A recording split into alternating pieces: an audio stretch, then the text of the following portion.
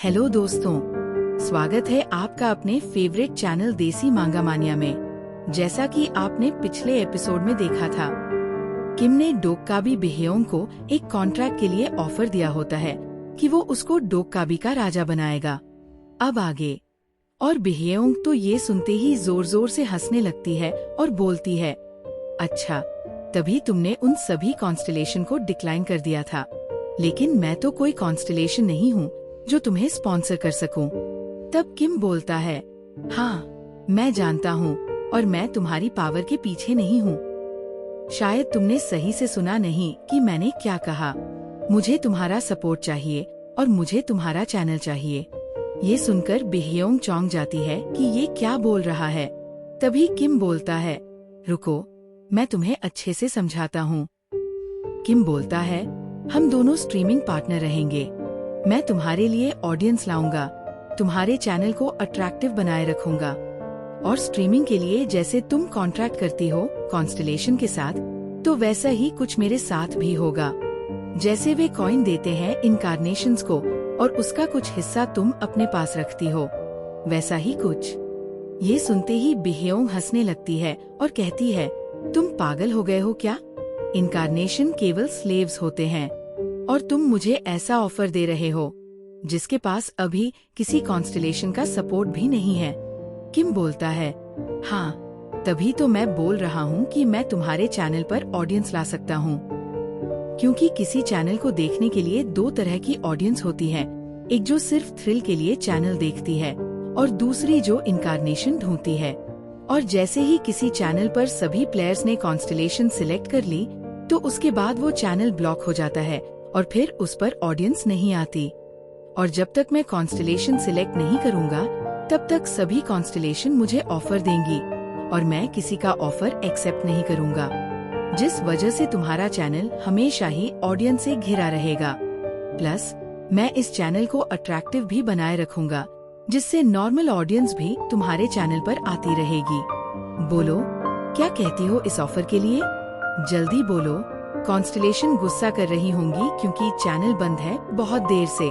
तो डोक्काबी बोलती है, ठीक है, अगर तुमने खुद को प्रूव कर दिया कि तुम बिना किसी कॉन्स्टलेशन के सपोर्ट के यहाँ सरवाइव कर पाओगे, तो हम कॉन्ट्रैक्ट कर लेंगे। और तभी किम उससे डोक्काबी शॉप ओपन करवा लेता है, जहाँ वो चीजें खरीद सकता है कॉइन्स के बदले। तो वो एंशिएंट ड्रैगन हार्ट सर्च करता है, लेकिन वो पहले ही बिक चुका होता है। फिर वो नेक्स्ट आइटम सर्च करता है, व्हाइट स्टार वेपन ऑरा। और तभी बिहेयोंग ये देखकर शॉक हो जाती है, इसको ये भी पता है, आखिर ये है कौन? और किम से बोलती है, अभी मैंने ऑफर एक्सेप्ट नहीं किया है, देख लो। तो किम कहता है, टेंशन मत लो, कर लोगी।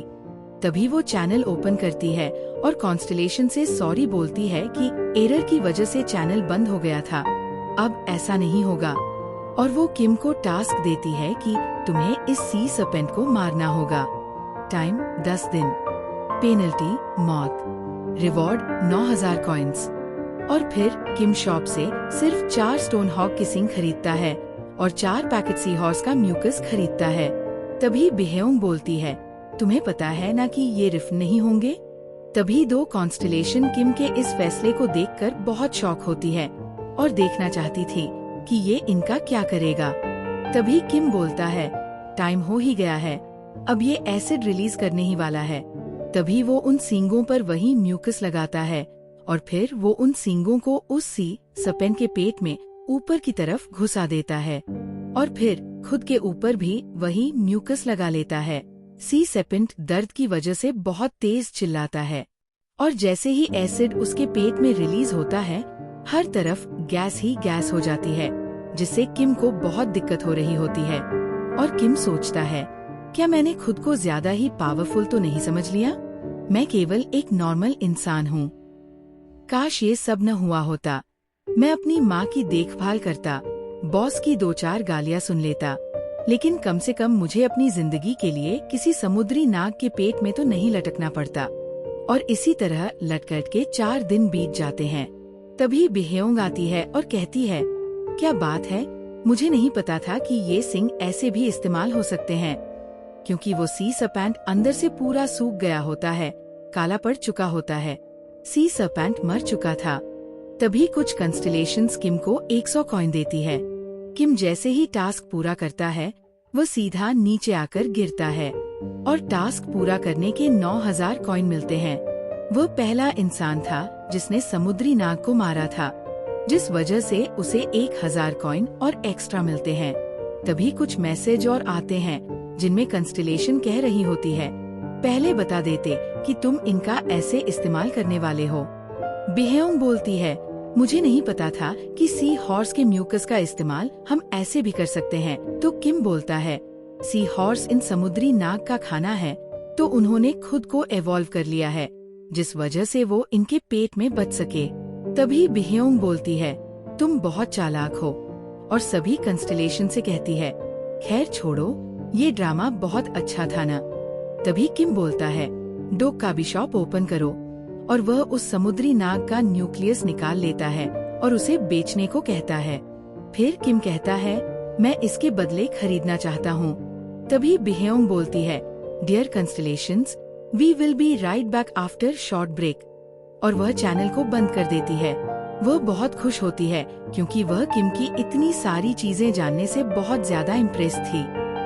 किम ये देखकर शॉक हो जाता है कि ये क्या कर रही है, और बिहेयोंग किम के आगे एक कॉन्ट्रैक्ट लेकर आती है जिसमें लिखा होता है, 1. किम इसमें सभी रूल्स को फॉलो करेगा। 2. वह किसी भी कंस्टलेशन को ज्वाइन नहीं करेगा जब तक वो सारे टास्क पूरे नहीं कर लेता या मर नहीं जाता। 3.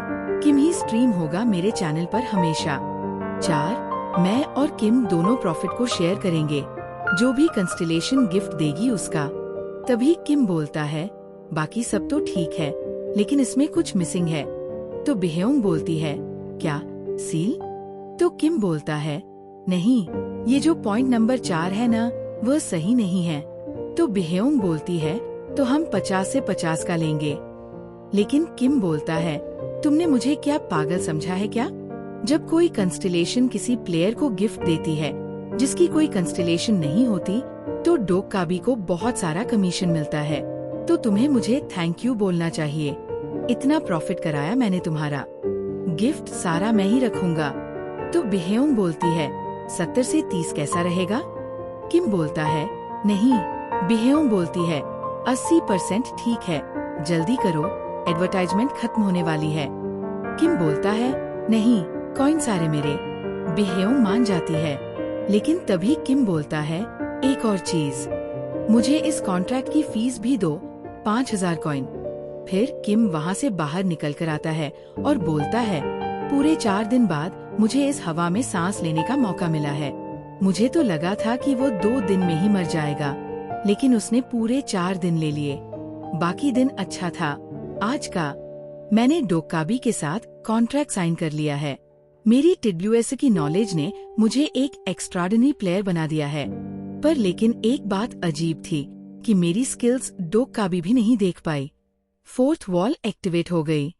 तभी किम सेकंड मेन टास्क में आ जाता है, और किम जैसे ही उस एनवायरनमेंट में जाता है तो उसके सामने मैसेज आता है कि ये एरिया हाईली पॉइजनस है, तुरंत अंडरग्राउंड जाओ। और एक कंस्टलेशन किम को देखकर मुस्कुरा रही होती है। यहाँ पर बहुत बड़े बड़े कीड़े आपस में लड़ रहे होते हैं, और किम अपने मुंह में कुछ लेकर रखता है जिससे उसको सांस लेने में कोई समस्या न हो। और वह एक स्टोर से बहुत सारा खाना उठा रहा होता है। तभी उसको पीछे से एक लड़की आवाज लगाती है, प्लीज हेल्प किम। ये सुनकर वह चौंक जाता है कि अभी भी यहाँ कोई जिंदा है। किम उस लड़की को उठाता है और बहुत तेज भागता है ग्यूमहो स्टेशन की तरफ, क्योंकि वहीं सबसे पास का अंडरग्राउंड स्टेशन होता है। पहला गेट उसको बंद मिलता है। तभी वह गेट नंबर 4 से जाने लगता है। तभी कुछ लोग उस गेट को भी बंद करने लगते हैं, लेकिन तभी किम वहाँ पहुँच जाता है और कहता है, गेट खोलो। वो लोग मना कर देते हैं। किम बोलता है, मेरे साथ एक घायल लड़की है। वो लोग कहते हैं, हमें उससे क्या मतलब, यहाँ पहले ही बहुत भीड़ है, कहीं और जाओ। किम सोचता है कि ऐसा कभी हुआ भी था ट्वसा में। फिर किम खुद ही जोर लगाकर उस शटर को खोल देता है और वह सब लोग डर जाते हैं। वह उस लड़की को एक जगह बिठाकर वो डिवाइस देता है जो उसने अपने मुंह में लगाया हुआ था जहर से बचने के लिए, और सोचता है ये लड़की कभी थी ही नहीं त्वचा में, लेकिन शायद ये भी किसी वजह से बच गई होगी। क्या मैं इसकी प्रोफाइल चेक करूं? तभी कुछ लोग एक आदमी को लेकर आते हैं और किम को दिखाकर बोलते हैं यही है वह आदमी। तभी वह आदमी किम से पूछता है तुम कौन हो? तभी prisoner of golden band constellation गुस्सा होती है कि किम यहाँ कैसे आया, और वह बोलता है मेरा नाम किम है। तो वह आदमी गुस्से में किम से कहता है मैं नाम नहीं पूछ रहा, ये बताओ तुम किस ग्रुप से हो? माइनर ग्रुप से। किम मन में सोचता है ये जंगयोग बनने की कोशिश कर रहा है। फिर वो बोलता है तो क्या ये लड़की तुम्हारे साथ की नहीं है?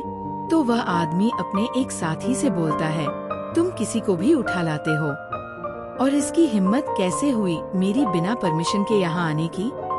किम बोलता है ये च्योल-सू एक टाइपिकल विलन की तरह है, और तभी च्योल-सू बोलता है उस लड़की को हमें दे दो, और साथ ही ये खाना यहीं छोड़ दो, मैं तुम्हें जाने दूंगा। तभी किम के आगे एक विंडो ओपन होती है कि नया टास्क अपीयर हुआ है बाउंटी हंटर का, जो कॉन्स्टलेशन की रिक्वेस्ट पर ओपन किया जा रहा है। और तभी वह सभी लोग अपने अपने हथियार निकालकर किम पर अटैक कर देते हैं, लेकिन किम उन सभी को कुत्तों की तरह धो देता है। सबके हाथ पैर ढीले हो जाते हैं, और च्योल-सू का तो एक ही मुक्के में मुंह तोड़ देता है। जजमेंट ऑफ फायर कॉन्स्टलेशन ये देखकर बहुत खुश होती है कि किम ने एक सही निर्णय लिया है, और साथ ही च्योल-सू की कॉन्स्टलेशन बहुत गुस्सा होती है।